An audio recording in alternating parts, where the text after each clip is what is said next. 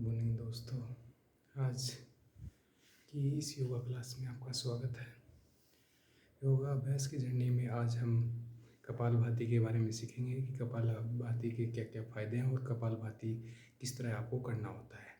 ठीक है, तो कपालभाति जो प्राणायाम है, प्राणायाम में बहुत सारे प्राणायाम है जिसमें कपालभाति का बहुत इम्पोर्टेंट रोल होता है। कपालभाति, कपाल मतलब माथा और भाती मतलब चमक।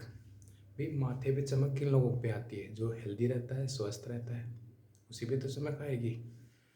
कपालभाति से क्या क्या फ़ायदे हो सकते हैं? कपालभाति के फ़ायदे देखो, जिनका लो ब्लड प्रेशर है, जिनका बीपी लो रहता है बहुत समय से, जिनका लगातार ब्लड प्रेशर लो रह रहा है, उनको बढ़ाने के लिए हेल्पफुल होता है। जिसको इंडाइजेशन की प्रॉब्लम है, अपच रहती है, ब्लोटिंग रहती है, एब्डोमिनल ऑर्गन्स से संबंधित प्रॉब्लम है, उसको दूर करने में निजात होता है। जो लंग्स को मजबूत करने का काम करता है, एक एकाग्रता को बढ़ाने में हेल्पफुल होता है। डायबिटिक के जो मरीज हैं, अगर इसका लगातार अभ्यास करते हैं तो उनका शुगर मेंटेन रहने लग जाता है। किसी को थायराइड की प्रॉब्लम है तो उसमें भी इसको, थायराइड की प्रॉब्लम को भी दूर किया जा सकता है कपालभाति के अभ्यास से।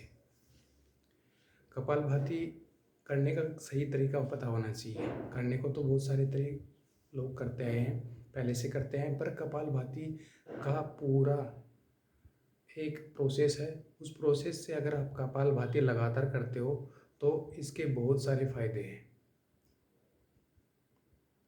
कपालभाति करने के लिए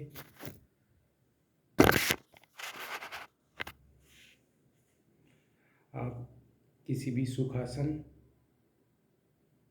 पद्मासन, अर्ध पद्मासन की आरामदायक अवस्था में बैठ जाएं। ध्यान की मुद्रा लगाएंगे। पहले आप देखिए, उसके बाद आपको इसका अभ्यास करना है। धीरे धीरे सांस को अंदर भरना है, धीरे धीरे सांस को बाहर छोड़ना है। फिर एक बार फिर धीरे धीरे सांस को अंदर भरना है। सांस को बाहर छोड़ते हुए कपालभाति का अभ्यास करते हैं। जैसे इस तरह स्ट्रोक करना है सांस का बाहर की तरफ। जैसे आप स्ट्रोक कर रहे हो उस टाइम पे आपका पेट स्वतः ही अंदर जाएगा। जैसे आप खांस के देखिए, मतलब आपका स्वतः ही पेट अंदर की तरफ जाएगा। जैसे किन किन को अभ्यास किस तरह है? जिनको माइग्रेन है, हाई ब्लड प्रेशर की समस्या है, आंतरिक कमजोरी है, हार्ट की प्रॉब्लम है, उनको शुरुआती दिनों में कपालभाति का अभ्यास न करके अनुलोम विलोम प्राणायाम से शुरुआत करनी है। और उसके बाद जब 1 या 2 महीने लगातार अनुलोम विलोम से आंतरिक मजबूती मिल जाती है, उसके बाद में आपको कपालभाति का अभ्यास करना है। शुरुआत में कपालभाति आपको 2 सेकंड में 1 बार कर सकते हो या 1 सेकंड में 1 बार। धीरे धीरे इसको बढ़ा के 1 सेकंड में 2 बार लेके जाना है और 1 सेकंड में 3 बार तक लेके जाना है।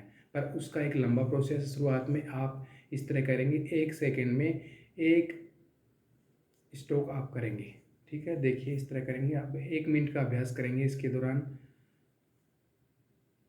आंखें बंद करेंगे, ध्यान मुद्रा लगाएंगे, एक लंबा सांस अंदर की तरफ भरेंगे, धीरे धीरे सांस को बाहर छोड़ेंगे,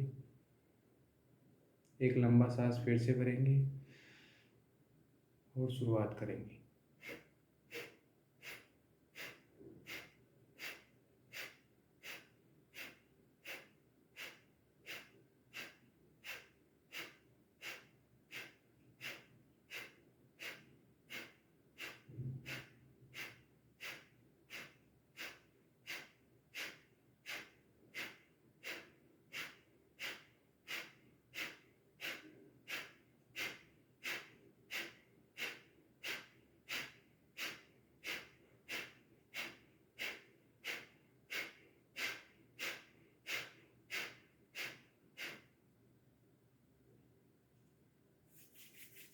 दोनों हथेलियों को आपस में रगड़ेंगे, आँखों पे लगाएंगे। धीरे धीरे अपनी आँखों को खोलेंगे। खोलने के बाद देखते हैं कि आपका गला भी सूख रहा है। अगर आप लगातार अभ्यास करते हो तो शुरुआती दिनों में जो बिगिनर्स हैं उनके अंदर देखने को मिलता है कि आपको बैक पेन भी देखने को मिल सकता है, चेस्ट पेन में हल्का पेन देखने को मिल सकता है और डिस्कम्फर्ट भी फील हो सकता है, गला भी सूखेगा। अगर आप लगातार सही तरीके से एक प्रोसेस टू प्रोसेस अभ्यास करते हो तो गला सूखेगा इसके अंदर। और जो थायराइड की प्रॉब्लम होती है उसमें भी निजात पाने में हेल्पफुल होता है, क्योंकि इसमें थायराइड की एक्सरसाइज शुरू हो जाती है। कपालभाति में ध्यान रखना है हाई ब्लड प्रेशर वाले, जिसको माइग्रेन है, हेडेक है, हार्ट प्रॉब्लम है, उनको शुरुआत दिनों में कपालभाति का अभ्यास न करके अनुलोम विलोम प्राणायाम से आपको शुरुआत करनी है। और जब अनुलोम विलोम आप लगातार 1 या 2 महीने कर लेते हो, उसके बाद में आपको कपालभाति 1 सेकेंड में एक बार से शुरुआत करनी है या फिर 2 सेकेंड में एक बार एक कपालभाति करने से आपको शुरुआत करनी है। एक बार फिर इसी क्रिया का अभ्यास करके देखेंगे। ध्यान मुद्रा लगाएंगे, आंखों को बंद करेंगे, धीरे धीरे एक सांस को अंदर भरेंगे, धीरे धीरे सांस को बाहर छोड़ेंगे। एक बार फिर सांस को अंदर भरेंगे और इसके साथ में ही अभ्यास करेंगे कपालभाति का।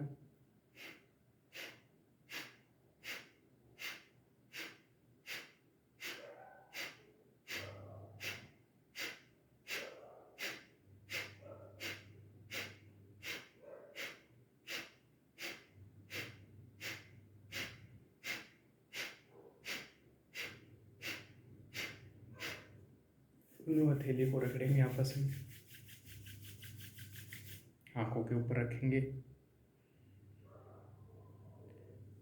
धीरे धीरे अपनी आंखों को खोलेंगे, शरीर को रिलैक्स करेंगे। आप पाए हैं कि आप अपने आप को रिलैक्स फील कर रहे हैं। तो इसी प्रकार आप लगातार कपालभाति का अभ्यास करते हुए कपालभाति से होने वाले लाभों को प्राप्त कर सकते हैं। अपनी दैनिक दिनचर्या में योगाभ्यास को शामिल करने से ही योगाभ्यास से अनगिनत फायदे हैं, जिसको अपन गिना नहीं जा सकता। जो आंतरिक मजबूती के लिए, माइंड को रिलैक्सेशन के लिए और शारीरिक जो भी बीमारियां हैं उसको ठीक करने के लिए, मानसिक जो बीमारियां हैं उनको ठीक करने के लिए योगा बहुत ही महत्वपूर्ण है। धन्यवाद दोस्तों आज की इस क्लास के लिए। थैंक यू दोस्तों।